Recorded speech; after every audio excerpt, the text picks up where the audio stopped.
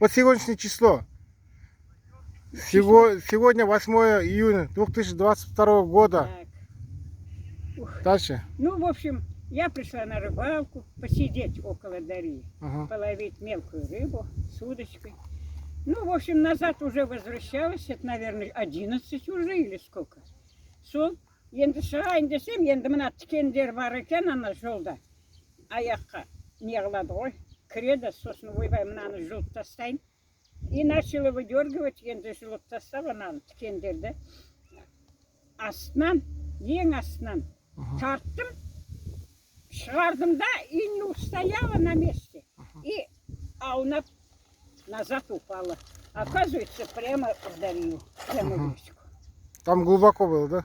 Уевая, вот, оказывается, опять к шумку. Угу. Все, енді мына, я даже не знаю, как я, откуда, и не пойму, хочу дышать, нету. Оказывается, терең екен. Сосын енді шығай ғой, шляпа еще мне не давала никак. Сосын хотела ее сорвать, завязана. Ну, енді сосын балдар келіпті.